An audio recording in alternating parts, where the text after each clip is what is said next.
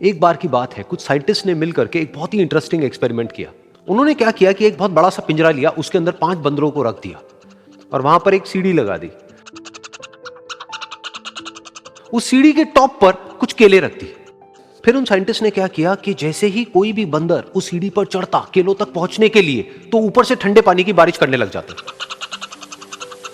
तो जैसे ही वो ठंडा पानी गिरता उस बंदर के ऊपर जो कि सीढ़ी पर चढ़ रहा था, वो फटाफट से नीचे आता तो पानी बंद हो जाता। फिर दोबारा से कोई और बंदर उस सीढ़ी पर चढ़ता उन केलों तक पहुंचने के लिए, दोबारा से यही होता। दोबारा से ऊपर से ठंडे पानी की बारिश होती, वो बंदर जैसे ही नीचे आता दोबारा से बारिश बंद हो जाती। तो बंदरों ने इसका मतलब यह निकाला कि जैसे ही कोई भी सीढ़ी पर चढ़ता है तो ऊपर से ठंडा पानी गिरता है।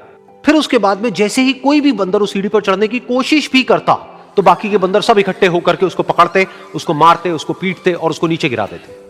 फिर दोबारा कोई कोशिश करता, दोबारा उसके साथ भी ऐसा ही होता।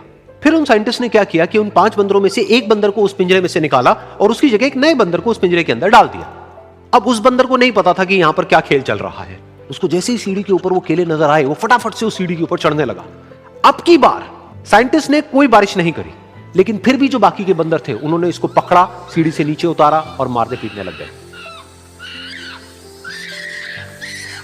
इस बंदर को समझ नहीं आया कि मेरे को क्यों मारा जा रहा है, तो उसने दोबारा कोशिश करी। जैसे ही उसने दोबारा कोशिश करी, दोबारा से उन 4 बंदरों ने वही किया। तो अब इस नए बंदर के दिमाग में क्या बैठ गया कि सीढ़ी पर चढ़ना मना है, अगर सीढ़ी पर चढ़ते हैं तो मार पड़ती है। उस सीढ़ी पर चढ़ना क्यों मना है और क्यों मार पड़ती है वो उसको नहीं पता था, बट उसके दिमाग में ये बैठ गया कि इस सीढ़ी पर नहीं चढ़ना है, ना किसी को चढ़ने देना है।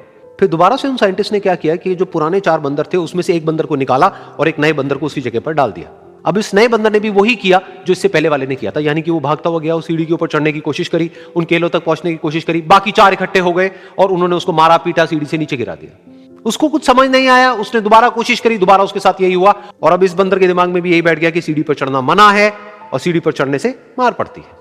फिर साइंटिस्ट ने एक एक करके जो पुराने 3 बंदर बचे हुए थे उसमें से भी एक एक करके उन बंदरों को निकाला और उनकी जगह पर 3 नए बंदर आ गए।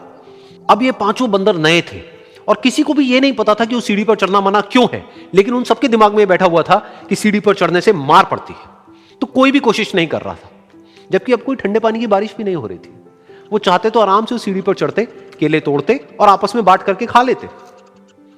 बिल्कुल ऐसा ही हम लोगों के साथ भी होता है, यानी कि इंसानों के साथ भी होता है।